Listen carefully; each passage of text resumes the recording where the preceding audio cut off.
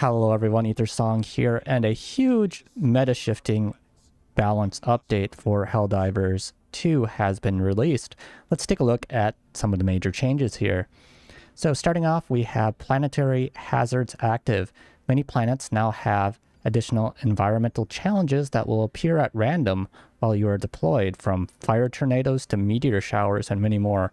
So that actually sounds pretty cool. I know some maps had fire tornadoes in the distance, but those actually appearing in the map now will be very exciting, along with meteor showers and things. So maybe it'll be lightning storms and things like that too, but having those kind of effects happening in game is just going to add another thrill factor to the game. Next up, we have Eradicate missions. Eradicate missions now require more kills and enemies spawn more often. The time to complete the mission was previously shorter than intended and should now usually take twice as long to complete. So I know a lot of people were doing Eradicate missions to quickly get a lot of experience and things. They were pretty short and were able to be completed, very quickly. So I guess they're going to be upping the spawn here and requiring more kills. So probably going to be a little bit more difficult and take a little bit longer, but it should be, I think, still fun to play. Next up, we got these are some of the bigger changes. Primary, secondary, and support weapon changes. So starting off is the Breaker. Has its decreased magazine capacity from 16 to 13 and increased recoil from 30 to 55. I know the Breaker is one of the most popular primary weapons, so this is going to be a change to maybe some people's primary or the primary weapon meta. So it's going to be interesting to see what other people use. Maybe it'll just have a lot more diversity. The developers talked about that diversity idea more later, which I'll take a look at. But continuing on here, we have the Punisher. Increased total ammo capacity from 40 to 60. Increased stagger force. Increased damage from 40 to 45 per bullet. Next up is the Breaker Spray and Pray. Increased armor penetration. Increased fire rate from 300 to 330, increased pellets from 12 to 16 per shot, and decreased mag size from 32 to 26. And now here is the major one, the Railgun. Decreased armor penetration in safe mode. Decreased damage against durable enemy parts. So as we know, since I guess the game launched, the Railgun has been the meta support weapon. It could do everything. It was your be-all and end-all for killing whatever you wanted. You see something there, you just railgun it down. But now it's not going to be as, I guess, necessary or overbearing in the game. Right here we have a decreased armor penetration in safe mode, and from what I've read so far, it is no longer possible to two-shot a charger's armor on their legs in safe mode. You have to use unsafe mode to do that now. So it's going to perhaps just require more players to use the unsafe mode version of the Railgun. But we're going to have to see a little bit later how big an impact this has. But I think a lot of people will be shifting to trying out other support weapons, which I think can be a good thing. I personally didn't use the Railgun too much. Yeah, I mean, it was all right, but I kind of liked just the feel of other weapons more, so I didn't really impact me as much, but I know a lot of players really loved the Railgun, so hopefully it's not completely nerfed and it's still viable, but it'll open up the door to other options. Next up, we have the Flamethrower. Increased damage per second by 50%. Now, this is a change that I really want to try out. Even before, the Flamethrower was able to take down chargers relatively quickly if you're aiming correctly. So I think they're going to be able to take down chargers very quick now if you're aiming at one of their legs. But beyond that, I guess one of the problems with flamethrowers, some of the weaker, I don't know, like bug mobs and things like that, could withstand the flamethrower a little longer than you would expect. So perhaps this increased damage will allow you to take those down quicker, and then just in general, I think the flamethrower will feel a lot better. So I'm excited to try out this new flamethrower. I think it'll give more to the power fantasy of using a giant flamethrower to take down, robots and bugs and things. And last, we have the laser cannon here. Increased damage against durable enemy parts, increased armor penetration, improved ergonomics. So this one was another, I guess, a weapon that wasn't very popular. It didn't seem to be that useful, but this is definitely something I'll have to try out. So perhaps it'll be, more viable now. Before, I don't think there was a reason to really use it, but now the laser cannon looks like it could be quite good. Perhaps if you're aiming at the weak points of the enemy, you might be able to take them down pretty quickly. And we have some other balancing adjustments here. The shield generator pack increased delay before recharging. The orbital 120mm barrage increased duration of barrage and decreased the spread. And then we have the orbital 380mm barrage increased duration of the bombardment and decreased the spread. So I don't know if by the decrease the spread is that like the whole entire range of the stratagem. It's going to be something I'll have to check out. I really liked these stratagems before, even though they never really managed to hit what you were hoping for. They could be fun in a group if everyone took the same, you know, stratagem and threw them all at once. You could just have a giant bombardment coming down on the enemy. But if they decrease the spread, it would probably be hitting a little bit more maybe in the center of the area. I don't know how it'll work exactly. Maybe just the whole range of it's been decreased a little bit, so you get a little bit more consolidated barrage to the stratagem. So it's going to be something to look at. It might be a little bit stronger now. You might be able to hit targets a little bit easier as to what you're hoping. So, and the increased duration also seems quite good. So I'll have to look at those again. We got some other fixes. Here is a huge fix. Fixed armor ratings value. Fixed armor rating values not reducing damage as intended. So since the game is launched, evidently they had an issue where armor ratings weren't being applied correctly. So you could have heavy armor, it wouldn't really do anything. So everyone was using light armor since it just was the best if armor didn't mean anything. But with this now, perhaps using, you know, like a big heavy armor set could reduce a lot of the enemy damage. I personally want to try out using a big heavy armor set with the flamethrower. You just be like a beast up in the front line taking down enemies. We'll have to see how that works, but I don't know how much of an impact armor will have now, but it's going to be interesting to see. So one other thing just needs to be tested. Another thing, fixed certain bug holes, including stalker nests that were unnecessarily hard to destroy. So I don't know if I encountered this exactly, but perhaps some of the bug holes were being more difficult to destroy than necessary. Maybe it'll be a little bit easier to destroy them now. I don't know, let me know in the comments if some people had some issues with these, but evidently that's been fixed. Fixed anti-aliasing toggle not working on PS5, balanced lighting across all planets, to solve cases where the game was too dark, improved flashlight efficiency. So that's good. I guess the flashlight was kind of weak before with weapons that had it. Increased visibility during sand rain weather on Errata Prime. Updated tutorial materials and lighting. Improved cases where some materials could look blurry if lighting graphics were set to low. Fixed timing issues that could occur in the Extract E710 primary objective. Changed button interaction behavior for buttons in bunker point of interest. So I believe these are the ones where you have two people kind of go up to the buttons and press them before you just be kind of standing there waiting. Perhaps now you just kind of press it and then after a few seconds you'll let go. So you need maybe time it with your teammates so you don't get locked into holding the button. So fix some cases of large assets floating if the ground beneath them was blown up. Yeah, I've seen this occasionally. There's like crates and things that could be floating in the air after buildings were destroyed. So evidently that's been fixed.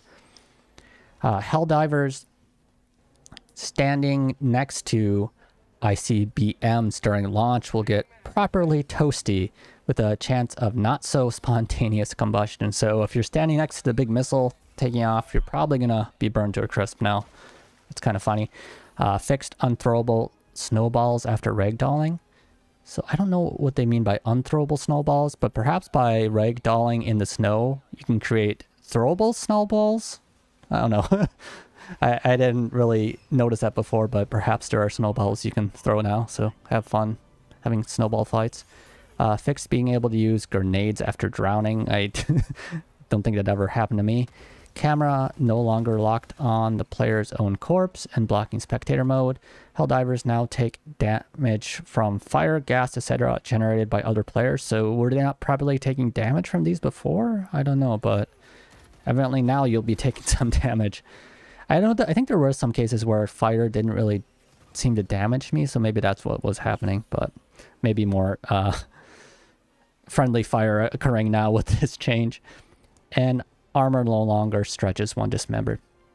And then finally, they have some known issues. These are issues that were either introduced by this patch or are being worked on or are from a previous version that have not yet been fixed. So picking up items from caches may cause characters to freeze in place for an extended period of time. Picking up items from bunkers and caches in quick succession may render one of the items unpickable. Yeah, so I know this was something I've noticed a few times. Like if you're trying to quickly pick up things from bunkers, there could be multiple items and like the last one you wouldn't be able to pick up for some reason. So evidently that's a known bug by them. So it'll hopefully be fixed then. Players cannot unfriend other players befriended via friend code. Players may be unable to select loadout or return to ship when joining a multiplayer game session via PS5 activity card occasionally. Mission reward multiplayer may not be applied. Mission objective. HUD displays different number for client and host. Default armor is always shown viewing the war bond. That was something I did notice. The war bond, you kind of had the default armor all the time. And this is regardless of the armor the player is equipped. Text chat box display is obstructed by the cinematic letterboxing during extraction. Some text in the HUD or the UI is missing or not displaying correctly. Players may experience issues when many players attempt to log in and or play at the same time. So I guess there's still maybe some server issues happening here. Login rate limiting. Players may become disconnected during play. Various UI issues may appear. The game interacts with servers. Some games cannot be joinable by others for a short period of time. And I guess the one known issue that I haven't seen here, or one issue that I've been hearing talked about recently, is that perhaps there's a problem with damage calculation in the game. People are talking about the host, like something between the host and other players connected causes like rail damage to do increased damage to Bile Titans and things like that. So I don't know if that's an actual issue or players are just hitting like a certain weak point on the enemy, or somehow the damage is actually being multiplied like number of times because of network issues. But maybe that will be touched upon in later updates. In any case, they finally had a message here.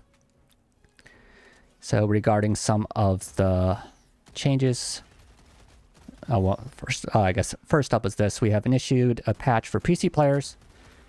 The PS5 patch is coming soon. We'll let you know when that's ready. That introduces planetary hazards, balancing updates, and more. So I guess the PS5 patch, perhaps not out yet. I don't know how that works exactly, if the PC players can get the patch ahead of the PS5. Maybe you won't be able to do, like, play. You're on, like, different versions of the patch. But in any case, regarding some of the changes, designer Alex K has written a few words on how we approach balancing in Helldivers 2. So let's take a look at this. This is the first round in a never-ending series of balance changes, and we believe it's important to be completely transparent about our approach to game balance, especially when it comes to weapons and stratagems that you have strong opinions about. Our goal is to give you a wide range of weapon choices, where each gun has its purpose and none is strictly better than another. Sure, you will have your own favorite, but it should come with your personal preference, not from the universally agreed knowledge of which gun is the strongest. Generally, we balance each item according to its quirks, so if a weapon is very effective at what it does, it should come with significant disadvantages to balance its power. The AC-8 autocannon is a good example of a well-balanced weapon. It packs a powerful punch, has a very good range, but requires you to carry an ammo backpack or have a friend assist you. The GL-21 grenade launcher is the opposite example. It's a good general purpose weapon and it gives you so much flexibility. It obviously can't deal too much damage without becoming overpowered. And I think I agree with the autocannon here. The autocannon seems fairly, I guess, good in a lot of situations, but it does have the downside of the backpack, which is something you need to consider later on, since the backpack provides quite a bit of flexibility, right? Being able to choose your backpack to help you out depending on what weapon you have. So losing that can hurt, but they kind of are talking about how the autocannon is balanced by the fact that it has that backpack, even though it's such a good weapon. And on the other hand, you could have something like the grenade launcher, which is perhaps not as big of a punch as autocannon, but gives you more flexibility with that backpack open. continuing on here, but weapons that are both powerful and versatile become a no-brainer choice during the weapon selection phase. It robs you of your own agency, as stale meta builds force you to make an unfair choice between a fun weapon and an effective one. In short, powerful weapons can't be too versatile. Versatile weapons can't be too powerful. I think it's a good statement right there. Having said that all, after analyzing player feedback and the data we've collected over the past month, we found 3 biggest offenders of that principle: the breaker, the railgun, and the shield generator pack. I don't remember if I touched on that in the change. Yeah, I did. So yeah, the shield generator pack has an increased delay before recharging, right? Which is going to be big because shield generator was a very popular backpack choice. So all 3 of those were quite strong, with 2 little downsides, overshadowing all other options on higher difficulty levels. So with this patch, you're getting significant downsides to balance their power. However, we strongly believe that the changes won't ruin this build, but rather help the affected items find their place among other options and stay effective in capable hands. On a more personal note, I know that having your favorite toy nerfed absolutely sucks. Investing countless hours into mastering a weapon is incredible dedication from you, which is the main reason we're making this game in the first place. And having that weapon weakened feels like a punishment for being too good at the game. But I implore you not to compare a changed item with its older version, but to evaluate the existing one as it is and see if it still has a place in your heart.